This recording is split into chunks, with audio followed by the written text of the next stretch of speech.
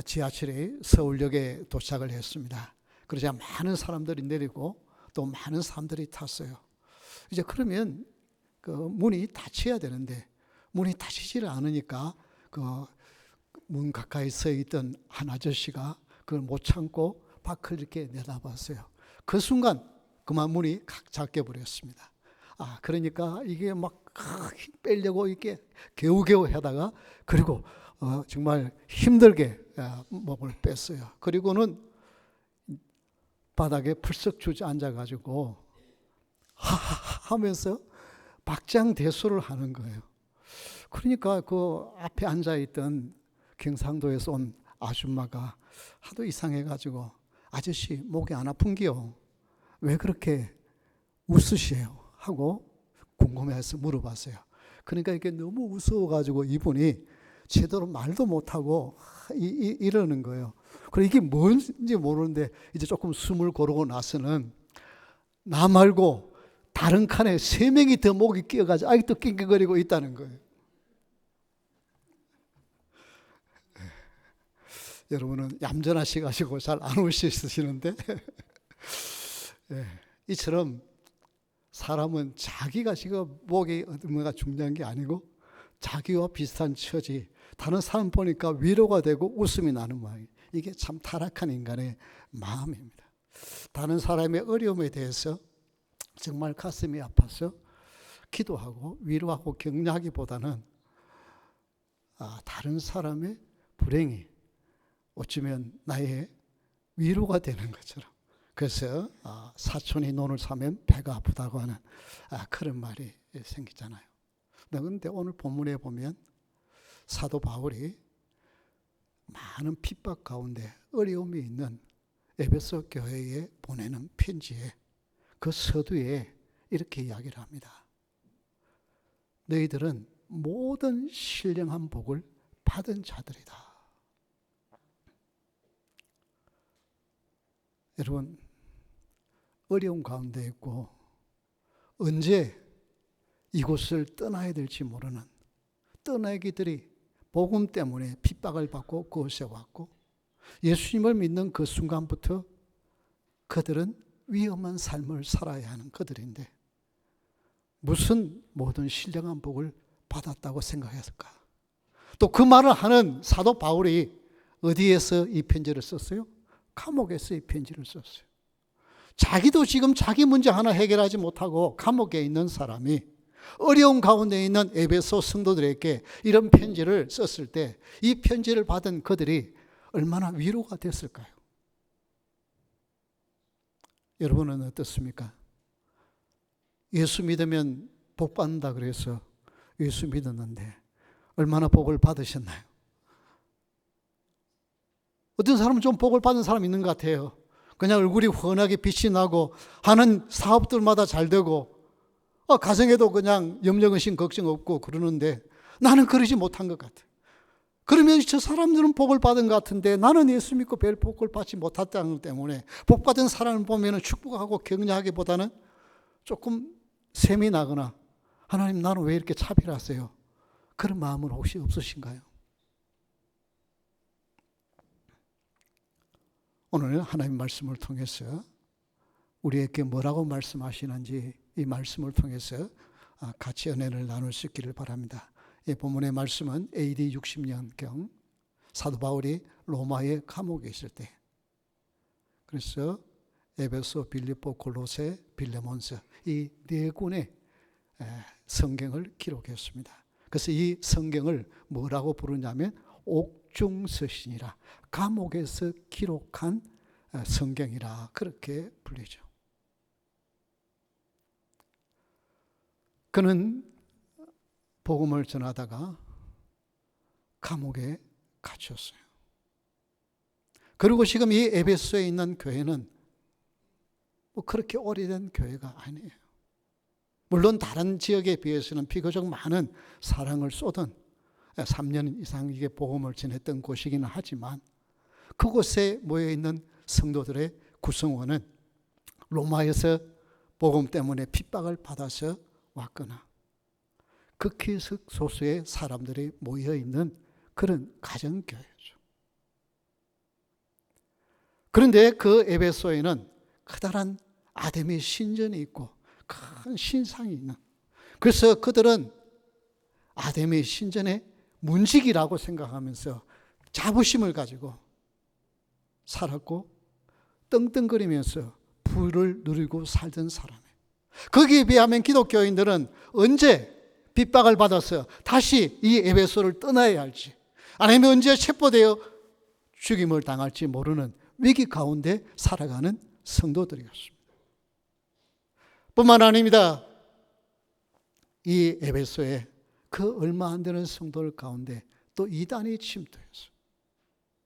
이단들과 싸워야 했어요.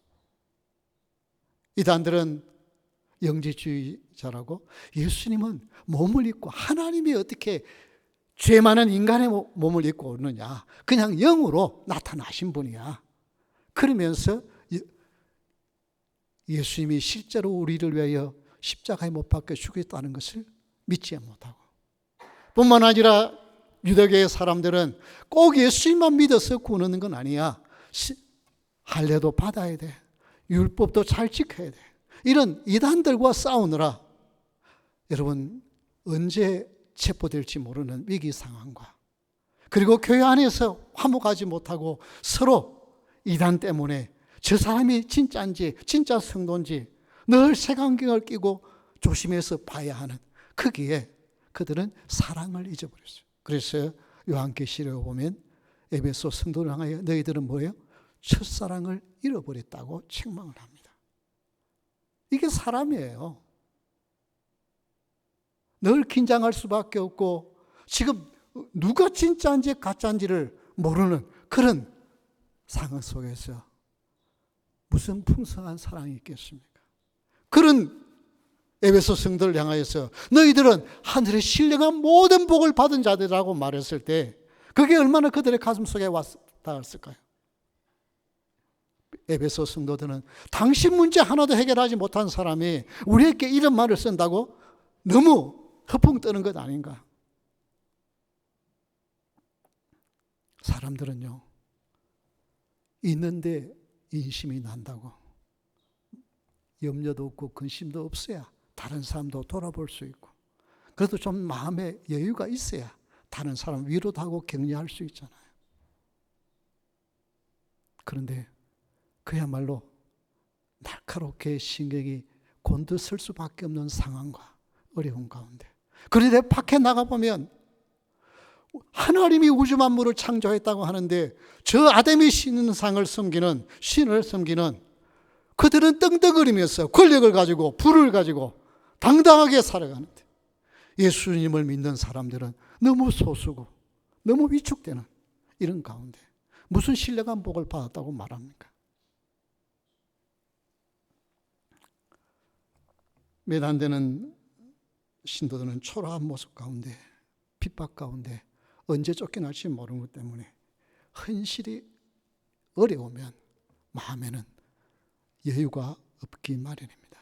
그런데 사도 바울은 그런 성도를 향하여 이렇게 말합니다.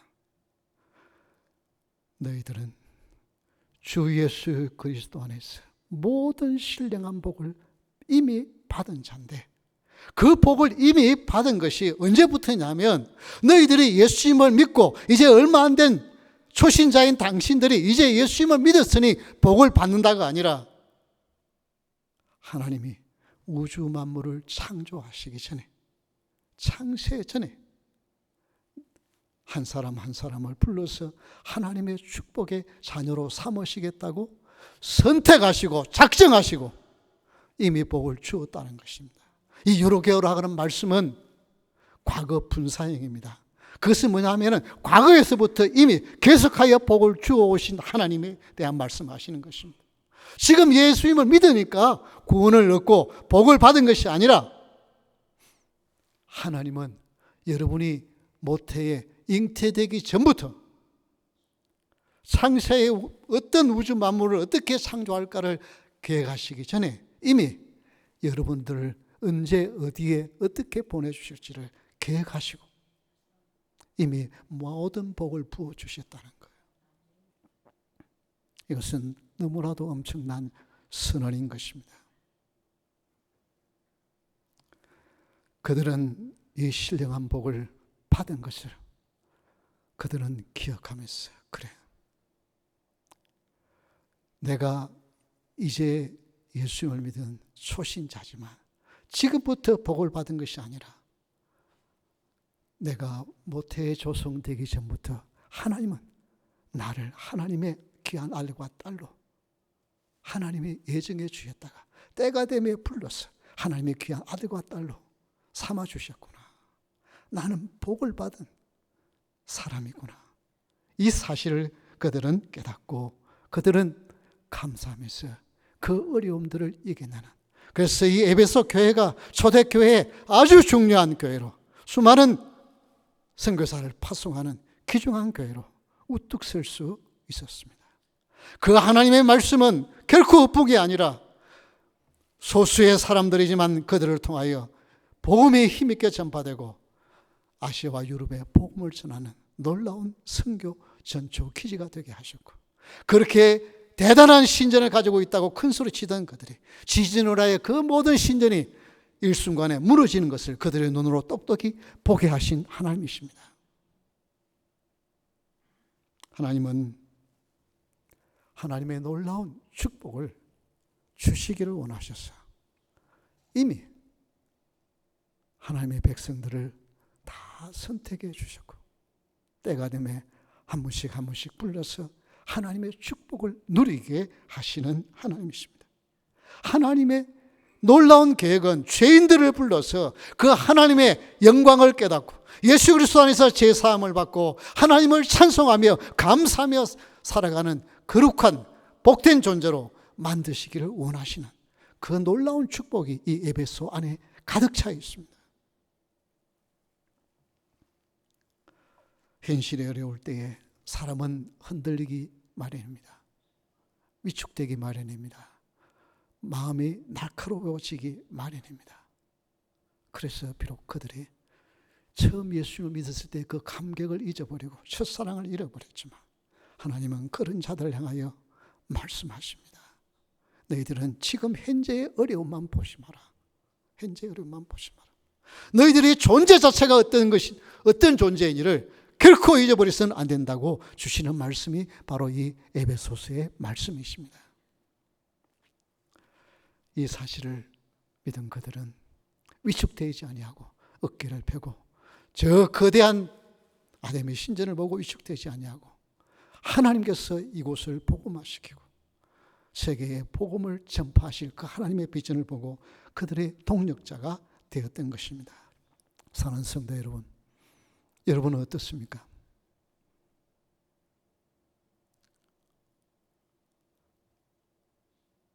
기독교가 점점 위축되어져 가는 그런 상황에서 여러분은 이 에베소 성도를 향하여 말씀하신 말씀이 여러분의 말씀으로 들려집니까? 아니면 예수 안 믿어도 떵떵거리고 잘 사는 것 때문에 내가 모든 신령한 복을, 한두 개의 복이 아니라 필요한 모든 신령한 복을 하나님이 이미 우리에게 주셨다고 하는 사실이 허풍처럼 들리십니까? 아니면 믿어지십니까?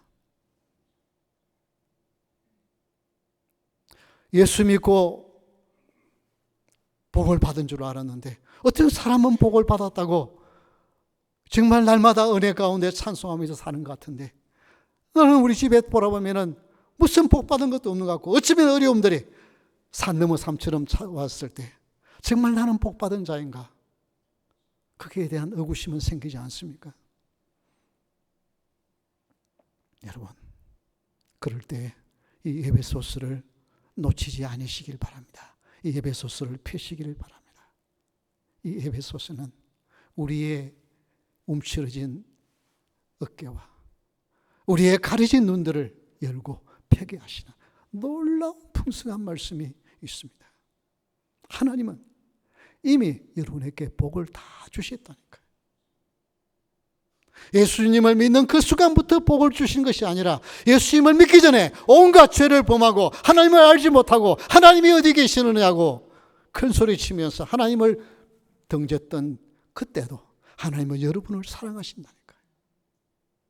때가 되면 내가 너희들을 불러서 북부 장로교의 귀한 성도로 일꾼으로 세워서 하나님의 영광을 위하여 살아가도록 하나님이 만드시기로 계획하시고 때가 되면 불러주셨다니까요. 하나님은 놀라우신 분이십니다. 그래서 여러분이 위축될 때 위축되지 마시고 이 에베소서를 펴셔서 읽어보십시오. 짧은 6장까지밖에 안 돼요. 한번 처음부터 끝까지 읽으면 여러분의 가슴이 펴게하고요. 하나님이 얼마나 놀랍게 사랑하셨나. 나를 사랑하신다. 하나님이 얼마나 나를 사랑하시냐면 우주를 계획하시기 전에 이미 나를 생각하셨다니까요. 저는 저희 아버님은 2주에 한 번씩 저희 할머니 할아버지가 계시니까 늘 소주 2병 그다음에 소고기 2근 늘 이렇게 해가지고 2주일에 한 번씩 이렇게 오세요. 그리고 이제 용돈도 주시고 이러니까 저는 참 좋은데 밤만 되면 어머니하고 싸우시는 거예요. 왜냐하면은 저희 아버지가 바람을 피우셨던 것 같아요. 그러니까 그 때문에 늘 그냥 싸웠어요. 그냥 보통 싸우는 정도가 아니라 막 피가 철철 나서 의사가 늘 와야 되고 이제 이런. 그러니까 어렸을 때 그 조금 내가 컸으면 막 말리고 이럴 텐데 뭐 그럴 나이도 못 되는 거. 그러니까 그냥 입을 푹 뒤집어 쓰고 있다가 그냥 잠이 들어요. 그러니까 나중에 제가 커서도 막 스트레스 쌓이는 일이 있으면 잠이 오는 거예요.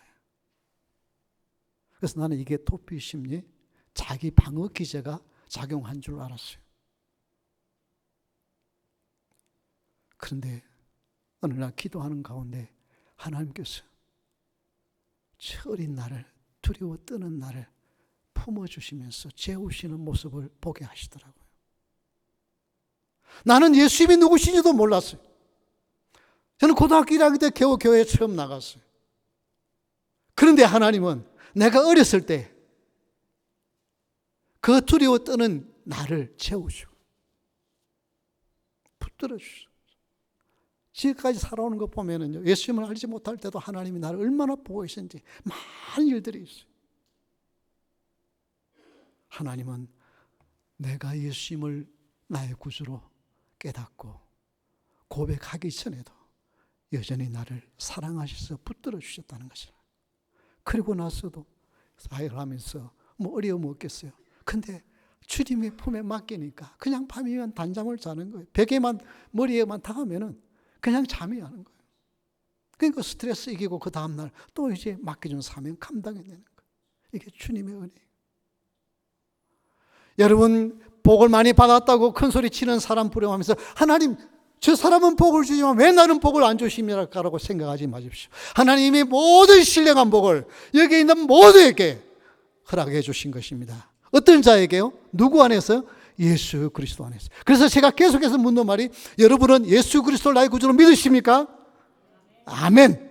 예, 그런 자는 이미 신령한 복을 주신 거라니까요. 여러분이 그것을 깨닫고 그것을 감사할 때부터 복을 주신 것이 아니라 여러분이 알지 못할 때, 여러분이 하나님이 누구신지도 몰랐을 때부터도 하나님은 이미 복을 주셨다니까요. 그래서 지금까지 여러분 살아온 것이 하나님의 은혜인 줄 믿으시기를 바랍니다. 하나님은 놀라운 복을 지금까지 주어오셨어요. 그런데 그 복을 받은 것을 기억하고 감사하며 사는 사람과 받은 복인데 복이 있는 줄도 모르고 살아가는 사람과 그 차이예요. 그래서 여러분 다른 사람 부러워하지 마십시다. 그러니까 괜히 나는 복을 못 받은 것 같으니까 복 받은 사람 보면 괜히 시기심이 생긴다니까요. 제가 얼마나 가나보자 이런 생각 드는 거예요. 그런데 나는 복을 받은 자라는 걸 알면 마음의 여유가 생기는 거예요. 그렇죠? 다른 사람 복 받은 사람 마음 놓고 축복할 수 있는 거예요. 왜? 나가 이미 복을 받았으니까. 나는 이미 풍성한 복을 받았으니까. 그래서 부러워하지 말고 감사하면서 사는 여러분 될 수 있기를 주의 이름으로 축복합니다. 여러분이 복을 받은 자인 것을 다시 한번 하나님의 말씀을 통해서 확인해 보십시다. 로마서 8장 32절의 말씀을 우리 한번 다 같이 보겠습니다. 다 같이 읽겠습니다. 자기 아들을 아끼지 아니하시고 우리 모든 사람을 위하여 내주시니까 어찌 그 아들과 함께 모든 것을 우리에게 주시지 아니하겠느냐. 이미 하나님이 가장 귀한 아들을 주셨다니까요. 제가 이렇게 상담을 하면서 보면은 그런 이야기를 해요. 아무리 남편이 귀중하고 자식이 귀중해도 하나님보다도 더 사랑하면 그건 우상입니다. 하나님 사랑하는 것이 우선입니다 라고 말하면 대부분 아줌마들이 웃으면서 그래요. 목사님, 내가 남편은 하나님보다 더 사랑하지 않을 자신이 있는 것 같은데 자식은 그러기 힘들 것 같아요. 그게 솔직한 부모의 마음이잖아요. 정말 내가 목숨을 대신할 수 있으면 자식 되어서 대신 죽고 하는 것이 그게 부모의 마음이잖아요. 그런데 우리 하나님은 어떻게 하셨다고요? 귀중한 아들을 우리로 내어주셨대요. 그것도 죄인인 우리를. 그런 하나님께서 무엇을 아끼시겠냐고요. 무엇을 안 주시겠느냐고요. 왜 하나님 그렇게 아끼고 안 주시느냐고 하지 마시고 하나님 이미 나에게 주신 복을 누리는 믿음을 나에게 주시옵소서. 이게 우리가 할 기도예요. 그래서 여러분 다른 사람 부러워하지 말고 이미 나는 복을 받은 자다. 이미 나는 복덩어리다. 이 사실을 잊지 않고 살아가는 여러분 될 수 있기를 주의 이름으로 축원합니다. 하나님은 예수 그리스도 안에서 성령 하나님을 보내셔서 어떤 죄인이든 세리든 그리의 여인이든 하나님이 어디 계시느냐고 큰소리치든 그들에게도 복음이 들어가면 하나님의 축복의 아들과 딸이 되는 복을 누리게 해 주셨습니다. 요한복음 16장 33절의 말씀을 우리 한번 다 같이 읽겠습니다. 이것을 너희에게 이르는 것은 너희로 내 안에서 평안을 누리게 하려 함이라. 세상에서는 너희가 환난을 당하나 담대하라. 내가 세상을 이기었노라. 우리는 모든 신령한 복을 받았는데 많은 성도들이 때로는 환난을 당하기 때문에 하나님이 내 복 거두어 가셨나 이런 생각이 들어요. 마귀가 그러는 거예요. 너 전에 이런 죄를 지었잖아. 그래서 지금 이런 환난 당하는 거야. 너는 하나님의 놀라운 축복을 누릴 자격이 없어. 그러면 그만 기가 푹 죽을 수밖에 없어요. 왜? 내 지은 죄가 생각이 나고 그리고 지금 어려우니까. 그런데요, 오늘 이 요한복음 16장 33절의 말씀을 가지고 당당하게 말쓸 수 있기를 바랍니다. 그래, 지금 내가 환난 당하지만 어떻게 하라고요? 기죽지 말고 뭐라고요? 담대하라. 그 이유가 뭐라고요? 세상을 우리 주님이 이미 이겼기 때문에. 우리 여성분들은 그러지 않을지 모르지만 남성분들은 지금 여기에 앉아 있어도 지금 풋볼 게임 내가 좋아하는 팀이 어떻게 될까 이거 생각하는 사람이 있어요. 그래서 이게 아마 녹화를 하고 오신 분이 계실 거예요. 근데 가다가 이미 게임이 끝났으면 누가 이겼는지 알아요. 그래도 내가 좋아하기 때문에 그걸 다시 한번 떠서 보는데 우리 팀이 점수가 지고 있어요. 그래도 걱정합니까? 걱정하지 않습니까? 전혀 걱정이 안 돼. 왜? 게임에서 이긴 결과를 내가 알고 있기 때문에. 오늘 우리 그리스도인들이 그런 삶을 산다니까요.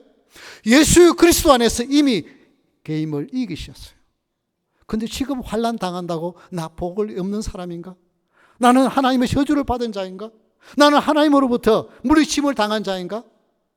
그런 의심을 결코 갖지 말라는 거예요. 그래서 너희가 환난을 당하나 담대하라.